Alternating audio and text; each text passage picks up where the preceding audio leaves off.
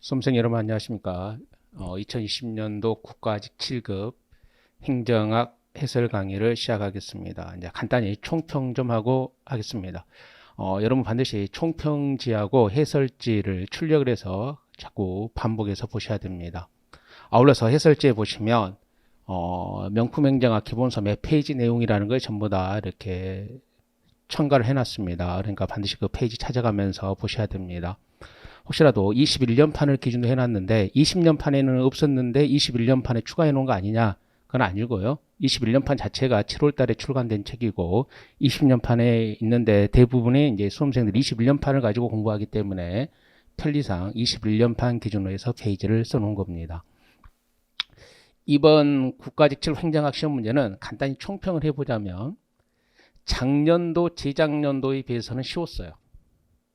7급 기준으로 했을 때는 쉬웠다는 겁니다. 근데 9급보다는 뭐 여전히 어렵죠. 9급보다는 뭐 여전히 어려운 거고, 기존에 작년이나 재작년에 7급 대비해서는 약간의 좀 난이도가 쉬웠습니다.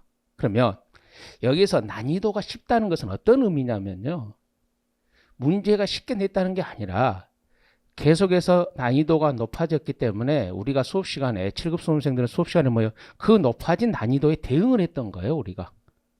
그 대응을 했기 때문에 무난하게 느꼈다 이렇게 보는 거죠. 무난하게 느꼈다. 그러니까 전반적인 점수 난이도 확 내려간 게 아니라 우리 수험생들이 7급에 맞게끔 거기에 준하는 난이도로 수업을 들으신 분들은 굉장히 뭐한다 좀 무난했을 거고 여전히 9급 수준의 난이도의 수업에 좀 치중했다 그러면 여전히 어려웠던 시험 문제입니다. 그러니까 우리가 공부를 그 난이도에 맞춰서 해왔기 때문에 무난했다 이렇게 보시는 게 맞을 겁니다. 그 다음에 이제 우리가 보시면 이번에 이제 전반적으로 제 개인적인 것으로는 100점이 나와야 돼요.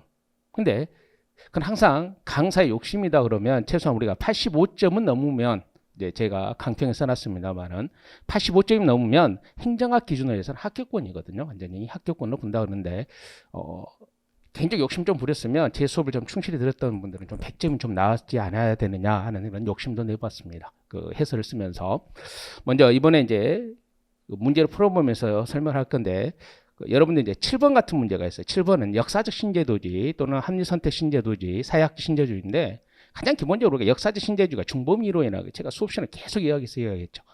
중범위 이론. 그러니까 역사권, 문화권별을 연구하는 중범위 이론이라는 거. 그거 말고서도 됐었고. 오케이. 그다음 14번의 문제 레짐 이론이죠. 제가 해설이 자세히 써놨습니다. 우리가 레짐 들어가면 어떻게 돼요? 먼저 레짐은 비공식 통치연합이다. 판서로 그렇게 시작하잖아요. 그리고 어떻게 한다? 스톤의 레짐의 유형을 배우고 또는 성장연합과 반성장연합을 하죠.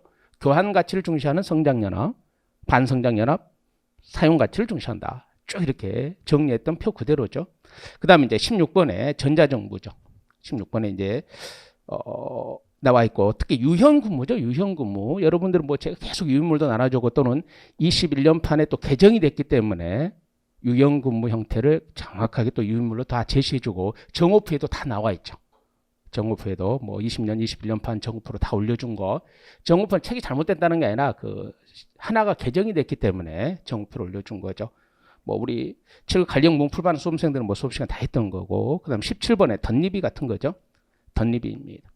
니스칸의 덧니비에 이제 비교하는 문제. 뭐 또는 18번에 준실험 설계. 18번에 준실험 설계에서 뭐 항상 강조했었죠. 이제 나올 때가 됐다. 뭐가 핵이 불연속과 단절적 시계열이 준실험 설계라는 거. 그런 게 나왔고 19번에 이제 다중합리성에서 루빈이죠. 그럼 여러분들 한번 봐. 17번이나 19번 이런 다중합리 루빈은 여러분들 한번 생각해 보시면 심화 때 마치 고등학교 수업 때처럼 여러분들이 뭐예요? 이렇게 나와서 썼었던 거죠. 안개 썼었던 겁니다. 그리고 누누이 뭐 한다?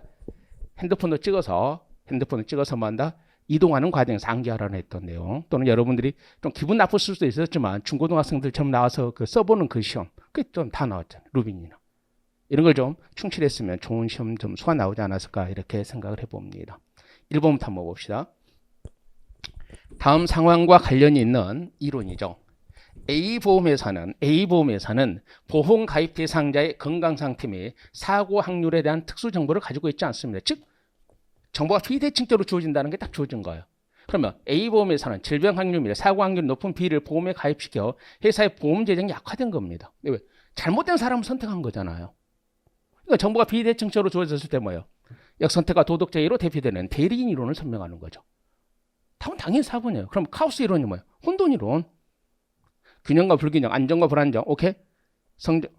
균형, 불균형, 안정과 불안정. 오케이? 이걸 다 같이 보는 혼돈 이론, 카오스 이론이죠. 상황 조건 적합 이론은 뭐예요? 거시 조직 이론에서 상황 이론인 거죠. 자원 이론 역시 거시 조직 이론이고 대리 이론입니다. 답은 4번이죠. 그럼 한번 여러분 볼까요? 제가 해설지에 달아놨죠. 2021년판 399페이지에 대리 손실의 유형, 대리 이론이잖아요. 대리 손실의 유형에서 역선택과 도덕적 해이가 있잖아요. 역선택에 그 중요한 것은 책에 우리가 색깔이 다르잖아요. 색깔 다른 걸 그대로 써놓은 거죠. 지금. 그러면 역선택을 봐봐요. 보험관계에서 사고 발생 위험이 높은 상대방과 계약을 맺는 현상으로 대인에 대한 정보 부족으로 부적격자나 무능력자를 대리인으로 선임하게 되는 현상입니다. 오케이. 그럼 도덕적 해이는 보험 가입 후에 사고 예방 노력을 게을리하는 현상이란 뜻입니다. 기본서 내용 제가 그대로 해놨거든요. 여러분들은 해설지에 내는 것만 보지 말고 해당 페이지에 가서 다시 한번 좀 정독을 해달라는 겁니다. 답은 4번입니다. 이런 문제 틀면 안 되는 거죠. 2번 갑시다. 로이의 정책 유형에 대한 설명 중 분배 정책에 해당하는 거죠. 로이죠. 정책 과정 이해 당사자 등은 협상을 통해 비교적 안정적인 연합을 형성합니다. 기억은 맞아야 틀려요? 기억은 맞느냐 틀리냐는 거죠. 기억은 맞죠. 왜 맞을까요?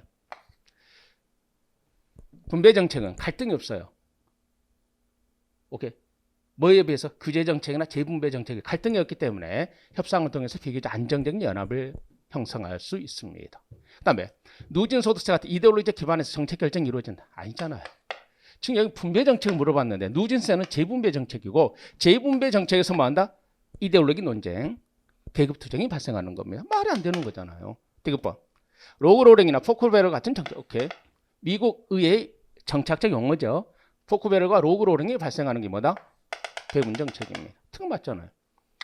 집단 사이 갈등 수위는 상당히 높은 편이며 개인이나 집단의 행위를 통제하기 정부의 강제력이 이거 아니잖아요. 틀렸잖아요. 답은 이제 2번인데 우리가 누누이 교재에서 배우잖아요. 강제력의 행사 방법이 강하냐 약하냐. 적용 영역이죠. 강제력의 적용 영역이 개별행위냐 환경으로 확산되느냐 이렇게 하는 거 아니에요. 그래서 여기가 뭐예요? 강제력이 강한데 개별행위냐. 오케이? 행사 방법이 강하냐 약하냐는 거죠. 그러면 여러분도 헷갈릴지 모르니까 교재 그대로 해볼까요? 여기는 교재는 이렇게 되어 있죠. 강제력 행사 방법이 약한데 개별행위. 이게 분배.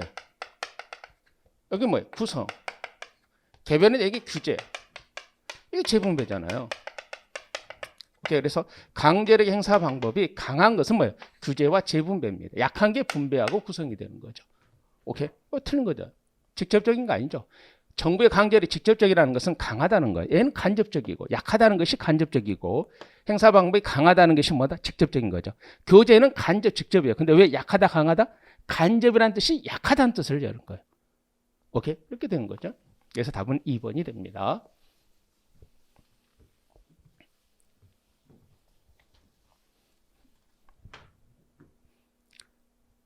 3번 문제 봅니다. 정책 의제 설정 모형에 대한 설명을 옳지 않은 거죠. 오케이? 내부 접근형은 정부 기관 내부의 집단 혹은 정책 결정자 빈번히 접촉하는 집단은 공중의지하는 것을 꺼린다. 맞아 틀려. 내부 접근의 가장 큰 핵심은 뭐예요? 내부 접근의 가장 큰 핵심은 공중의지를 한다 안 한다. 내부 접근형의 가장 큰 핵심은 공중의지화를 하지 않습니다. 그러니까 이들은 공중의지화를 꺼리는 거다. 맞죠? 동원형은 주로 정부 내 최고 통치자나 고위 정책결정가 주도하는 거죠. 맞죠? 외부 주도형은 정책의제 설정은 다원화되고 오케이 정치체제 선진민주 다원화된 사회에서 정책의제 설정 모형이 외부 주도형입니다. 그 다음 공고화형은 이게 뭐냐? 공고화시켰다는 거. 이게 구칙이에요. 구칙. 오케이. 구칙이 모형, 공고화 모형이죠. 그러면 여러분 봐봐요. 일반적으로 지금까지 우리나라에서 매일 것을 출제할 때 구칙이라는 용어를 썼지 공고화라는 용어를 거의 안 쓰거든요. 그러면 그걸 용어를 공고화가 뭐지? 이랬던 수험생들은 뭐 이거 말고 구칙이밖에 더 있어요? 맞잖아요. 뭐 구칙의 모형은 대중의 지지가 낮은 정책 문제에 대한 정부의 주동 아니잖아요. 구칙에는 대중의 지지가 아주 높은 것을 최고 정책 결정권자가 뭐예요? 사전에 미리 채택한다는 것을 의미하는 거죠. 그래서 답은 4번이에요. 됐죠?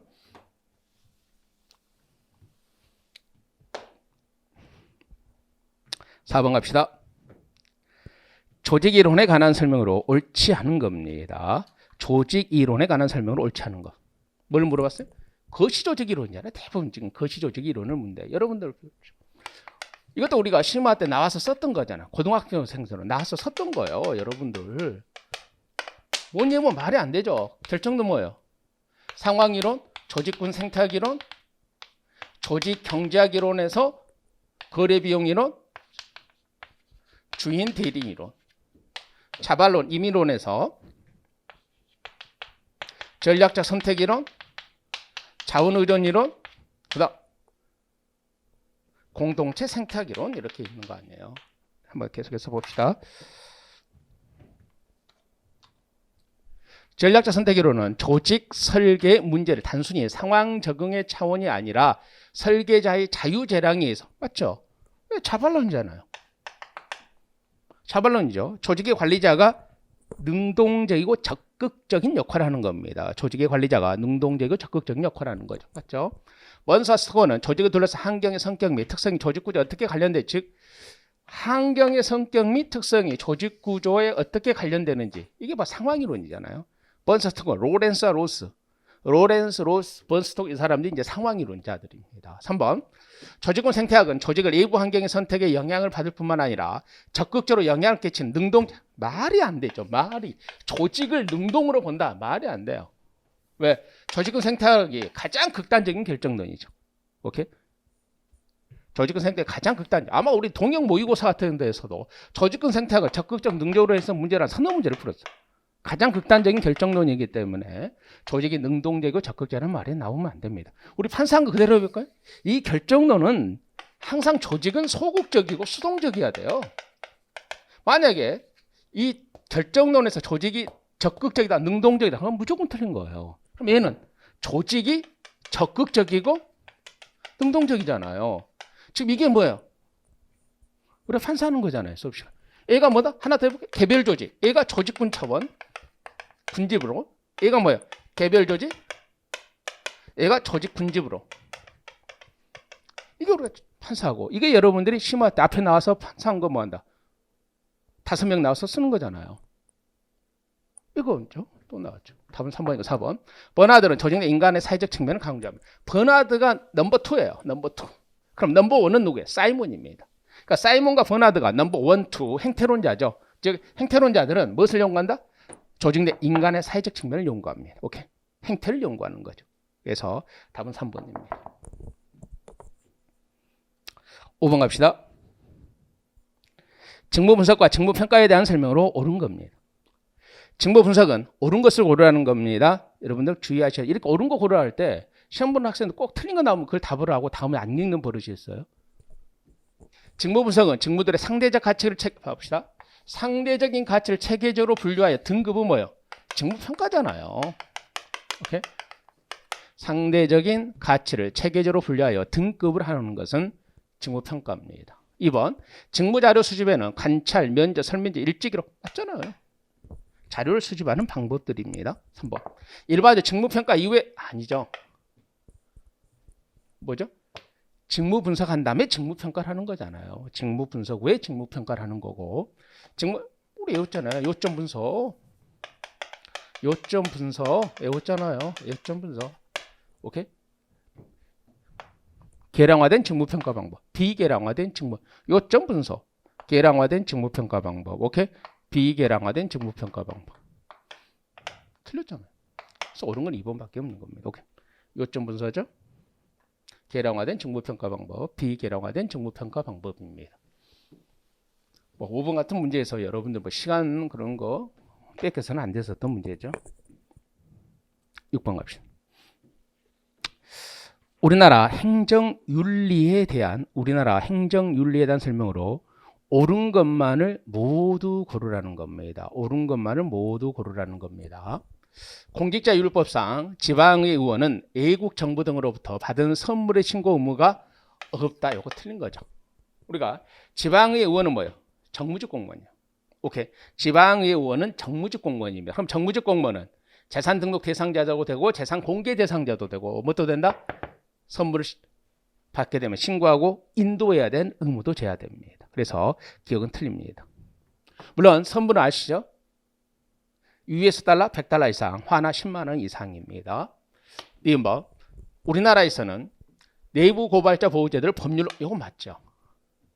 우리나라 내부 고발자 보호제를 어느 법률에서 부패 방지 및 국민권익위원회 설치 운영에 관한 법률에서 부패 방지 및 국민권익위원회 설치 운영에 관한 법률에서 규정하고 있습니다. 오케이? 얘는 여러분 잘 모른다 해봅시다. 실제 그러면 공무원 주식 백지 신탁 의무는 부패 방지 및 말이 안 되잖아요. 공무원 주식 백지 신탁 의무는 공직자율법이죠. 그럼 얘는 몰라요. 하지만 기억과 리을이 틀리다는 거 모를 수가 없죠. 기억과 리을은 틀린 거예요. 기억, 리을 틀린 거죠. 지금 맞잖아요. 그러면 니은 득으로 가야죠. 니은 득. 오케이. 답은 6번의 답은 3번이 됩니다. 우리나라 공직자율법에는 총경 이상 또는 소방정 이상의 공무원이 재산 등록 대상자로 원칙적으로 선언되어 있습니다. 오케이. 7번 갑시다. 이거죠. 당연히 합리선택 신뢰도 주는 거예요. 개인의 이기적이고 합리적인 계산에 의해서 하는 거죠. 그럼 역사신뢰주의는 경로우전성. 그러니까 역사신뢰주의는 요거밖에 없어요. 요거 경로우전성 중범 요거 맞죠? 오케이. 그럼 얘는 아니죠. 얘는 맞죠. 얘가 아니죠. 거래비용은 뭐예요? 얘 아니고. 거래비용 뭐가? 합리선택 신뢰주의니까. 그러면 얘는 뭐예요? 얘는 맞고 얘는 맞죠. 얘는 아니죠. 그러니까 얘 개체주의니까 중범이 아니죠. 얘는 개체니까. 전략상호인은 중범위 수준이는 거래비용. 아니 죄송합니다. 얘에서 맞는 것은 얘하고 얘죠. 그러면 얘에서 맞는 것은 뭐예요? 얘와 얘죠. 그러면 얘에서 맞는 것은 뭐예요? 얘밖에 없잖아요. 그래서 이렇게 요것만 다 맞는 거죠. 그래서 7번의 답은 2번이 되는 겁니다. 다시 한번 볼까요? 합리선택 신뢰도 얘는 아니잖아요. 얘 개체주의니까 중범위가 아니라 개체 관점이니까 얘죠. 경제학적 관점, 예고 관점. 오케이. 얘 거래 비용을 낮추기 위해서 나왔고 얘는 전략적, 이기적 합리 선택이 얘는 아니죠. 그럼 얘는 뭐예요? 역사 얘 안 하죠. 얘는 사약지 신뢰니까 얘하고 얘죠. 얘 아니죠. 오케이. 그럼 얘는 뭐예요? 얘죠. 얘 아니잖아요. 그래서 답은 2번밖에 없는 거예요. 오케이. 8번 갑시다. 정책 집행의 접근법에 대한 설명으로 오는 거죠. 뭐 가장 기본적인 문제입니다. 가장 기본적인 문제인데 뭐 봅시다. 8번 뭐 해설지도 있고 교재에 있는 내용입니다. 하향식 접근법은 뭐예요? 1번 이게 하향 아니야. 하향식 접근법은 1번을 연구하는 게 하향식이야. 얘가 결정해 놓으면 여기서 변화가 없이 집행되는 거예요. 1번을 연구하는 게 하향식이고 그럼 2번을 연구하는 게 상향식. 왜? 여기서 수정이 이루어지니까. 관료가 재량권을 가지고 수정을 하기 때문에 여기를 연구하는 게 2번, 상향식이고 상향은 여기를 연구하는 거고 하향은 여기를 연구하는 거죠. 그러면 정책 목표의 신축적인 조정이 효과가 아니죠. 목표가 자꾸 변해버리면 여기서 관료가 재량권을 변해본다는 거 아니에요. 그럼 여기를 연구해야죠. 그러면 상향이 신축적인 거고 하향은 뭐한다? 목표가 변하면 안 되죠. 하향식 접근법에서는 뭐한다? 목표는 안정되고 일관돼야 되죠. 오케이? 목표가 신축적으로 자꾸 바뀌면 뭐예요? 여기서 재량권을 가지고 해야죠. 그래서 A를 연구하는 게 상향에서 목표는 신축적으로 조정되는 거고 A를 연구한 하향에서는 목표는 안정되고 일관돼야 됩니다. 틀렸잖아요. 사바타 매니지먼트 무슨 상향이에요? 사바타 매니지먼트는 뭐예요? 정책 지지연합 뭐예요? 통합론자죠. 얘는 뭐 전방향이죠. 전방향 이거예요. 이거. 얘는 뭐 전방향 이거라고 하향입니다. 하향. 오케이. 그 교재 해설도 해놨어요. 교재 보시면 다 돼 있어요. 해설지도 보시면 뭐라고 돼 있어요? 동의어라고 써져 있잖아요. 여러분 해설 그 교재에 있는 그대로 표해요. 엘모는 하향을 전방향 정형이라고 그러고 전향이라고 그러고 범하는 정형이라고 그러는 거예요. 다시 한번 보시고 다시 4번 고기는 통계적 연구석의 바탕에서 이론적 검증을 시도하는 3세대 집행 연구를 했다. 다시 한번 봅시다. 여기 좀 봅시다. 3세대 핵심 뭐예요? 과학성이거든요. 뭘 과학성이라 그래? 법칙을 정립하고 이론을 검증하는 거잖아요. 그래서 통계적 연구서를 바탕에 해서 이론의 검증을 통해서 뭐 한다? 법칙을 정립하려고 하는 가학성을 추구하는 게 3세대예요. 오케이? 가학성을 추구하려는 게 3세대입니다. 그래서 뭐예요? 8번의 답은 4번이죠. 이게 바로 과학성이 과학성 뜻. 8번 답은 4번입니다. 9번 갑시다. 뭐 전혀 뭐 얘는 뭐 여러분 틀리면 안 되는 거죠. 학습 조직은 뭐예요? 개인이 학습하는 게 아니라 조직이 학습하는 거죠. 아마 수백 번은 들었을 거예요. 학습 조직은 개인이 학습하는 게 아니라 조직이 학습한다. 그러면 조직이 학습한다는 뜻이 뭐다? 모든 구성원이 학습한다. 오케이. 모든 구성원이 학습한다는 것을 조직이 한다는 뜻이죠. 그래서 TQM도 뭐예요? 전체 구성원이 참여하니까 뭐예요? 집단이 한다 이렇게 하는 거죠. 개방체제와 자아실현 맞습니다. 연결된 체계 간의 상호작용을 이해하고 이를 효과적으로 활용하기 위한 체계적 사고 맞죠? 왜? 조직이 학습하기 때문에 부분보다 전체를 중시하는 시스템적 사고가 필요한 겁니다. 부분보다 전체를 중시하는 시스템적 사고죠. 조직 구성 간의 비전 공유 맞죠? 조직 구성은 합의 조직이 된다는 점에서 조직 내 구성원의 각자의 개인적 학습이 아니라니까 조직이 학습하는 겁니다. 오케이? 너무 쉬운 문제니까 9번의 답은 4번이고 10번 갑시다.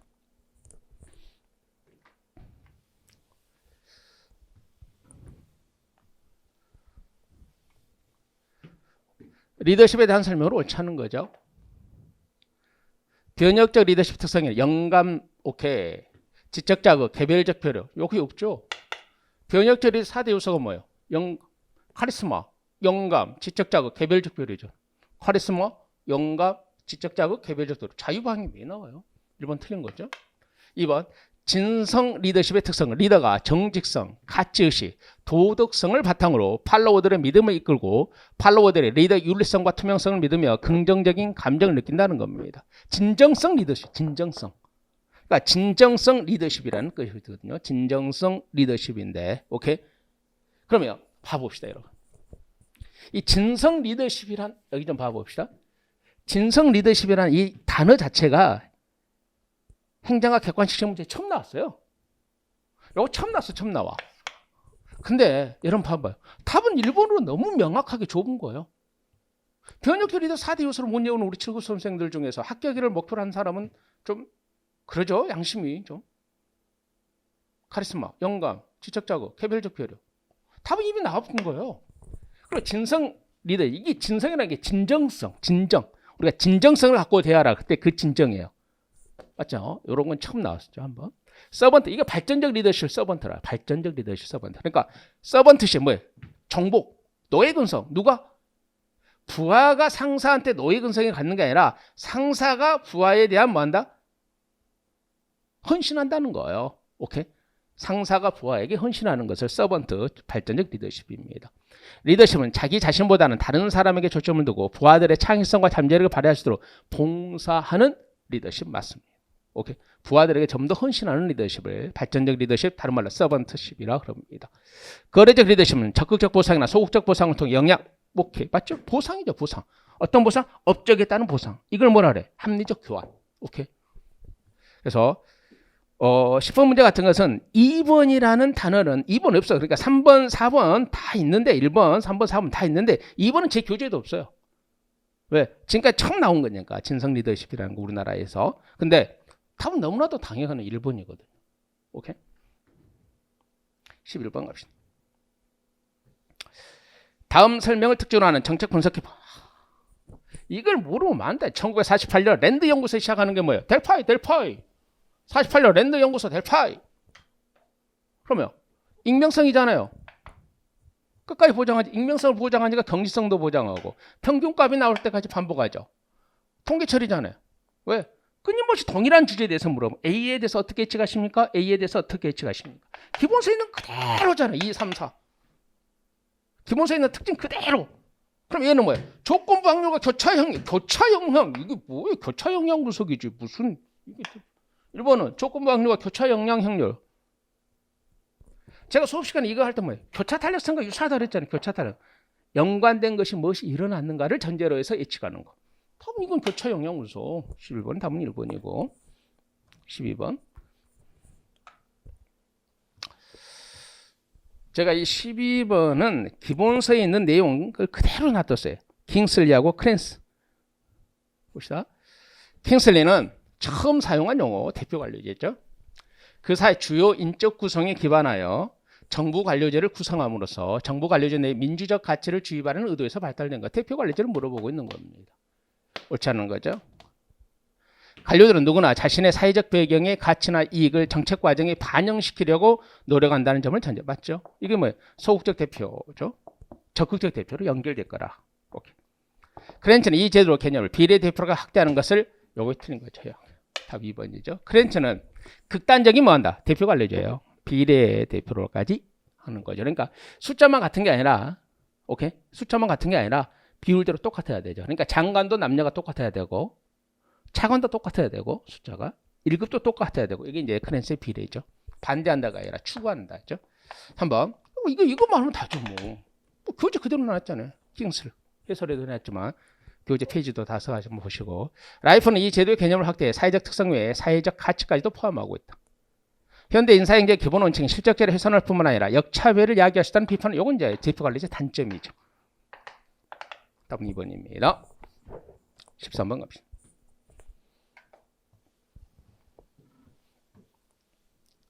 지방자치법상 지방의 의원이 받을 수 있는 징계 사례가 아닌 겁니다. 45일이 아니라 30일간이죠. 지방자치법 오케이 몇 조? 88조를 그대로 출제를 한 겁니다. 30일간 출석 정지입니다. 답 1번이죠. 2번 공개에서 사과 오케이 제적 3분의 2 이상 찬성에 대해 제명입니다. 오케이 경고를 받는 징계를 받았습니다. 제명은 이제 3분의 2죠. 법종 그대로 해놨습니다. 30일 이상 30일간 출석 정지지 오케이 45일간 출석 정지가 아닙니다. 오케이 그래서 한번 보시면 되고 이거 아마 이런 건 좀 지자론에서 나오는 영역 중에 하나인데 좀 독특하게 이번에 이제 어디에서 나왔다? 행정학 파트에서 나왔습니다. 오케이 14번 문제 봅시다. 제가 다 써놨어요. 개념은 뭐냐 써놓으면서 뭐 또 써놨느냐면 우리가 수업 시간에 쓰는 판서 그대로를 내가 한번 써볼게요. 내가 수업 시간에 쓰는 판서 그대로를 한번 써보겠습니다. 여러분 한번 봅시다. 우리가 레즘 들어가면 첫 번째 쓰는 게 뭐예요? 레즘은 공식이 아니라 우리 지방기 7급에 아직 남아있으니까요. 비공식 통천합이죠. 스톤 것은 책 그대로 쓰니까 제가 별도로 쓰지 않습니다. 성장연합과 반성장연합이 있죠. 왜? 통치연합이니까. 성장연합과 반성장연합이 있는데 오케이? 성장연합과 반성장연합이 있습니다. 오케이? 그러면 한번 봅시다. 성장연합은 뭐예요? 무슨 가치를 강조한다? 교환가치. 이쪽은 사용가치를 강조합니다. 이쪽은 뭐예요? 주로 기업과 소유주죠. 네, 교환. 판매 가격을 중시하는 거니까. 이쪽은 뭔다? 정주인. 현재 거주하고 있는 사람이죠. 그다음 일부 환경입니다. 환경 관련 자체가 여기에 해당하죠. 그러면 성장연합과 반성장연합이 투쟁하면 주로 뭐한다? 이쪽이 승리한다 그러는 거예요. 왜? 이쪽이 주로 강자들이니까 성장연합이 주로 승리한다. 이걸 우리가 그대로 하는 거 아니에요? 판서 내용 그대로잖아요. 봅시다. 레지미로는 기업을 비롯한 민간 부문 주요 주체들과 연합이 아니라 연대를 배제 아니죠. 통치연합이잖아요. 통치연합. 배제 아니죠. 성장기관에서 성장연합은 비성장연합에 비해서 부동산의 사용가치, 즉 일상적 사용가치가 아니라 성장연합은 교환가치를 강조하죠. 지식경제사에서 엘리트 계층과 일반 대중 사이의 정보 비대칭성이 심화되면 엘리트 이론의 설명력은 더 높아집니다. 좀 이따 설명할게요. 신다운론에서 정책 과정이 지역사회 모든 구성원들에게 공정하게 개방되어 있으며 엘리트 집단의 영향력, 의도적인 노력의 결과에 봐봅시다. 신다운론은 틀렸다는 거죠. 신다운론, 고전적 다운론을 비판하고 나온 거예요. 그럼 고전적 다운론은 뭐예요? 정부는 중립적 심판자예요. 중립적 심판자인데 신다운론은 그걸 비판하고 나온 거죠. 고전적 다운론에서 말하는 정부는 중립적 심판자라고 주장하지만 신다운론은 정부는 중립적 심판자가 아니라 누구에게? 기업 집단에게 특권을 주는 존재라는 겁니다. 그래서 미국 사회 정경유착을 설명하는 이론이 바로 신다운론이죠. 그래서 신다운론에서 지역사회 모든 구성원에게 공정하게 아니죠. 모든 구성원들에게 공정하게 개방되어 있는 게 아니라 기업에게 우월적 지위를 주는, 기업에게 특권적 지위를 주는 존재라는 겁니다. 오케이? 기업에게 우월적 지위를 주는, 기업에게 특권적 지위를 주는 존재입니다. 오케이? 틀렸죠? 2번 봅시다. 3번 봅시다. 지식경제사회에서 엘리트 계층과 일반 대중사회 정보의 비대칭성이 더 심화되죠.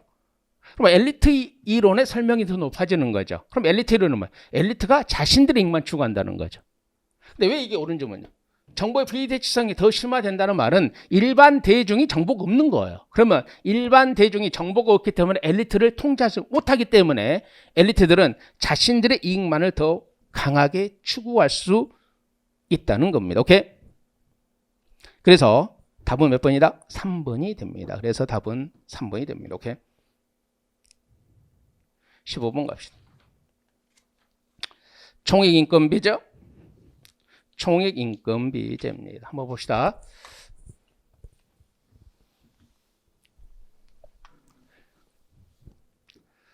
총액인건비는 뭐야? 여기 좀 봅시다. 인건비 총액과 무슨? 총정원만 통제하죠. 그럼 총정원은 행안부가 하는 거고 행안부 장관이 통제하는 거고, 예. 조직관리기관이 총정원도 통제합니다. 행안부죠. 인건비 총액은 기재부 장관이 하는 거죠. 그럼 나머지는 뭐 이것만 통제하고 나머지는 자유를 주는 거죠. 오케이? 그럼 자유를 주고 성과로 책임을 묻는단 말이에요. 그때 자율에는 뭐예요? 기구 설치, 직급 등의 자유를 주는 거죠. 오케이? 옳지 않은 거죠. 정원 관리에 대한 각 부처의 자율성 확대를 목표로 하는 겁니다. 오케이? 왜? 총정원만 통제하는 거죠. 구체적인 정원은 자율성을 줬기 때문에 그럽니다. 오케이? 총정원만 통제하는 겁니다. 구체적인 정원엔 자율성을 줬기 때문에 그러죠. 답은 2번이죠. 김대중 정부가 아니라 노무현 정부예요. 노무현 정부. 오케이? 총액인건비 노무현 정부입니다. 여러분 개혁론에서 내가 수업 시간에 했죠. 잘 모르면 노무현 정부 거라고 하라고. 오케이? 총액인건비 노무현 정부죠. 디지털 예산회계 시스템 또 나왔죠. 노무현 정부입니다. 오케이? 보수 관리에 대한 각 왜? 인건비 총액만 통제하고 나머지는 자율성을 줬죠. 시행기관은 성과 중심의 조직 운영을 위하여 총액 인건비 제도를 활용할 수 있습니다. 오케이. 답은 2번입니다. 오케이. 16번 갑시다.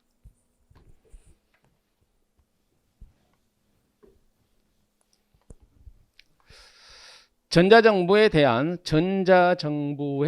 설명으로 옳지 않은 겁니다. 온라인 참여 포털 국민신문고는 국민의 고충 민원과 제안을 원스톱으로 처리하는 것을 목적으로 하는 거죠. 국민신문고죠. G2C에 해당하는 거죠. 정부와 시민과의 관계에 해당하는 전자정부입니다. 2번 디지털 예산회계 D브레인이죠. 이것도 이제 역시 노무현 정부 때 도입한 거죠. 얘는 우리 7급에서 2번이나 출제가 됐었죠. D브레인. 재정업무 정 과정을 온라인으로 수행하고 재정사업의 현황을 실시간으로 파악할 수 있는 통합재정 정보 시스템. 오케이? 3번 스마트워크란 통신, 방송, 인터넷 등을 통합한 멀티미디어를 안전하게 제공하는 이거 뭐 말같이 하는 소리예요. 그러니까 스마트워크는 이거 아니잖아요. 여러분들 혹시 제 기본서가 아닐 수도 있으니까 그 해설일지 한번 볼까요? 유형근무제잖아요. 교재 523페이지에 유형근무제. 오케이? 교재 유형근무제입니다. 오케이? 유형근무제에 스마트워크형은 뭐예요? 스마트워크란 뭐라고 나왔어요? 자택 인근 스마트워크 센터에서 별도 사무실 근무하는 걸 스마트워크 센터에서 하는 거예요. 스마트워크. 오케이? 다시 한번 봅시다. 인사혁지에서 하는 거죠. 인사혁지에서 하는 겁니다. 이거 좀 하셔야 되는데 그럼 여러분 다시 한번 볼까요? 스마트워크란 전자정부 기술을 이용하여 공무원의 근무 시간과 장소를 유연하게 변경하는 운영 유형근무제예요. 유형근무제지 이게 아니거든요. 좀 주의를 하셔야 됩니다. 그래서 답은 3번이 되는 거고 4번 전자정부 2020 기본계획은 전자정부 따라 2016년부터 15년 왜 그럴까요? 우리나라는 다 5년이요. 5년. 맞죠? 16, 17, 18, 19, 20 5개년 계획이잖아요. 뭔만? 정부 업무 평가 기본계획만 주로 3년이고요. 우리가 행정학에서 다루는 기본계획은 전부 다 5년짜리로 되어 있기 때문에 그럽니다. 오케이? 됐죠? 17번 문제 봅시다. 니스칸의 예산 극대화 이론과 덧립이죠. 덧립이나 니스카넨이나 전부 다 뭐다? 관료는 이기적이고 합리적입니다. 거기에 비해서 니스카넨은 이제 둘 다 이기적 합리적인 관료인데 니스카넨은 이기적이고 합리적인 관료는 예산을 극대화한다 그러고 덧립이는 뭐한다? 예산도 여러 유형이 있는 거죠. 그래서 중하위층은 핵심 예산을 하고 고위 관료는 관청 예산이고 사업 예산은 이제 예산 극대화 동기가 발생하지 않죠. 그래서 뭐한다? 고위 관료들은 예산보다는 뭐한다? 업무를 더 선호한다는 거죠. 1번 봅시다. 니스칸에 따르면 최적의 서비스 공급 수준은 한계 편익과 한계 비용 일치하는 맞잖아요. 한계 비용과 한계 수입 일치하는 점에서 최적이죠. 이거 뭐 우리 취급 선생님 다 알아야 되죠. MR 이꼴 MC 점이니까. 두 이론 모두 관료를 자신의 이익과 효용을 추구하는 인간, 이기적 합리적인 경제인으로 봅니다. 3번. 덧립에 따르면 관청 형성의 전략 중 하나는 내부 조직 개편을 통해 정책 결정 기능과 수준을 강화돼 일상적이고 번잡한 업무를 분리하고 이전하는 거죠. 오케이? 그러니까 자신들이 선호하는 업무만 자신들이 하는 거죠. 그러면 자신들이 선호하는 게 뭐예요? 정책 결정과 참모적 업무고 그러지 않은 것은 다양한 관청을 만들어서 넘기는 거죠. 4번. 니스카넨에 따르면 예산 극대화 행동은 예산 유형과 직위의 관계, 기간 유형, 시대적 상황 등의 측면 다양. 이건 이제 니스카넨이 아니라 이제 덧립이죠. 오케이? 예산 유형에 따라 달라지죠. 핵심 예산은 중하위 관리자. 오케이? 관청 예산은 고위 관료가. 사업 예산은 이제 예산 극대화 동기부여가 되지는 않습니다. 오케이? 그래서 답은 4번이 됩니다. 그래서 답은 4번이 됩니다. 오케이? 그다음 18번 문제 봅시다. 실험 설계에 대한 설명으로 옳지 않은 거죠. 실험 설계에 대한 설명으로 옳지 않은 겁니다. 진실험이 있고 준실험이 있고 비실험이 있는 거죠. 봅시다. 특정 정책 효과성 판단을 위한 인과관계 입증에 활용될 수 있죠. 맞습니다. 왜? 바로 이런 것이 뭐 인과관계 추론을 얼마나 정확하게 하느냐는 거지. 진실험이 인과관계 추론, 내적 타당성 가장 강하고 그 다음이고 얘는 내적 타당성 확보가 잘 안 된다는 거죠. 진실험과 준실험의 차이는 실험지타 통해 무작위 배정의 동시 맞죠? 진실험은 무작위 배정을 통해서 동질성을 확보하는 거고 준실험은 무작위 배정이 안 되니까 비동질적으로 통계 집단을 구성하는 거죠. 핵의 불연속 설계나 단적적 시계열 설계는 과거 지향적인 성격을 갖는 진실 택도 없는 소리죠. 나올 때 된다 몇 번을 이야기했나요? 핵의 불연속과 단절적 시계열. 특히 제가 이제 이 핵의 불연속은 이제 예로도 막 출제하고 그랬죠. 핵의 불연속 설계나 단적적 시계는 준실험 설계지 진실험 설계가 아닙니다. 답 3번이고 짝짓기 매칭이죠.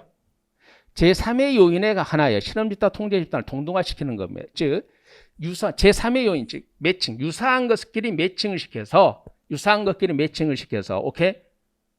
제3의 요인의 하나에는 그것만 좀 동등화시켜요. 유사한 것을 기준으로 해서 매칭을 시키기 때문에 자기들이 추구하고자 하는 보고자 하는 그 유사한 측면은 동일하게 만드는 거죠. 그래서 매칭을 통해서 제3의 요인에 관하여 실험 집단과 통제 집단을 동등화시킨다. 이렇게 보는 겁니다. 오케이? 19번에 봅시다. 역시 이것도 우리가 뭐 썼죠. 수업 시간에 진실험, 준실험, 비실험의 방법을 고등학교 수학 문제 풀듯이 여러분 나와서 다 풀었던 겁니다. 그때 좀 아까 내가 서두에서 말했지만 좀 하라는 걸 좀 열심히 했던 분들은 너무 좀 쉽게 접근을 했을 거예요. 좀 그런 게 좀 기분 나쁘다고 생각하지 마시고 수업 시간에 좀 외우라는 거 꼭 외우려고 노력을 좀 했으면 합니다. 18번 갑시다. 19번 갑니다. 이거 틀리면 안 되죠. 여러분 이거 말이 안 되는 거죠. 이제 루빈을 틀려버리면 선생님이 나한테 대한 어떤 뭐요? A가 아니죠. 여러분들 이거 몇 번을 외우고 우리가 했어요. A가 아닙니다. 이건 좀 꼭 맞았어야 되는 거예요. 여러분 이 문제 틀렸으면 안 됐은 겁니다. 봅시다. 1번 다중합리성은 뭐예요? 정책 과정과 예산 과정을 연결시키는 거잖아요.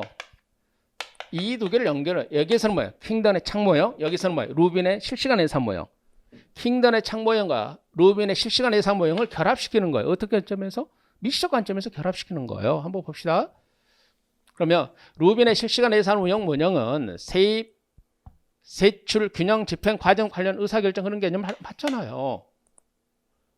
이거 외우잖아요. 다요.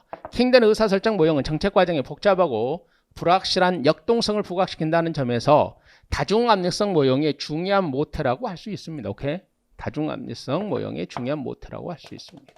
왜? 두 개를 결합시켰잖아요. 여기서는 킹던의 창 모형, 여기는 루빈의 실시간 예산 모형. 오케이? 그러면 루빈의 실시간 예산 운영 모형에서 5가지 의사결정 흐름은 느슨하게 연계된 상호 의존성입니다. 루빈의 실시간 예산 운영 모형에서 예산 균형 흐름에서 의사결정은 기술적 성격, 책임성의 정치. 내가 이것만큼 그래도 외우라 했지. 책임은 뭐라고? 책임성의 정치는 어디서 나온다? 집행에서 나온다는 말이에요. 집행. 책임성의 정치는 집행이죠.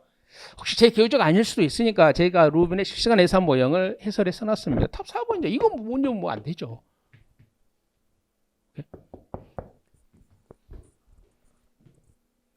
20번입니다. 부담금 역시 부담금 관리 기본법의 법률 문제가 출제가 됐습니다. 오케이? 근데 이거 법률 문제 아니에요. 정말 이건 가장 쉬운 문제라 난이도 하에 포함되는 거죠. 옳지 않은 거잖아요. 부담금이죠. 지방세 아니잖아요. 어떻게 부담금이 지방세예요? 지방세는 11개밖에 없는데 어떻게 부담금이 지방세예요? 부담금이나 지방세가 있어요? 없잖아요. 지방세는 뭐예요? 지방소비세, 지방소득세, 오케이? 담배소비세, 오케이? 자동차세, 주민세, 지역자원시설세, 지방교육세, 오케이?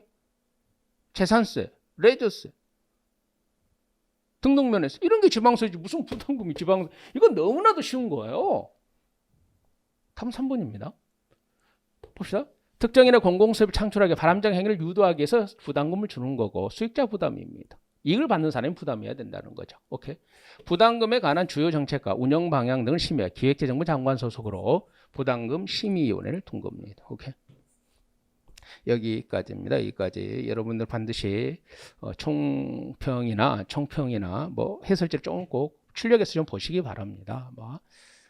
해설 강의가 끝나면 오늘 중으로 아마 업로드가 돼 있을 겁니다. 그리고 뭐 총평에 제가 하고자 하는 말은 다 썼어요. 이제 국가직 끝났잖아요. 지방직이 남았습니다. 한 20일 남았죠. 지방직 20일 남았는데 지방직에서 이제 행정학을 공부하시는 분들은 그 동형 모의고사 있잖아요. 국가직 동형 모의고사가 좀 난이도가 높아요. 그런 거 동형 모의고사 정도를 좀 여러분 반드시 좀 통해서 복습 한번 하고 행정학을 1회도 하시기를 꼭 부탁드리고 특히 이제 지자론을 선택하시는 분들이 있잖아요. 지자론을 선택하시는 분들은 그 동형 모의고사, 지자론 동형 모의 올해 대비 그러니까 2020년 지방직 동형 모의고사로 지자론 대비 5회치가 올라가 있어요. 총 100문제죠. 거기에 보면 해설 아주 정확하게 써놨거든요. 그 100문제를 풀어보면서 여러분 지자론을 준비해도 어떤 의미에 제가 정말 많은 노력을 기해서 그 지자론 문제를 만들었습니다. 그래서 해설도 정확하게 달아놨기 때문에 지자론 동형 모의고사를 통해서 좀 충분히 좀 복습을 하시고 행정학은 뭐 한다? 국가직 동형 모의고사가 있어요. 자, 7급 동형 아직 잘 안 푸신 분들은 출력해서 꼭 한번 풀어보고 국가직 7급 동형 모의고사를 푸신 분들은 다시 한번 쭉 보는 것으로서 마무리 잘 하시기를 바랍니다.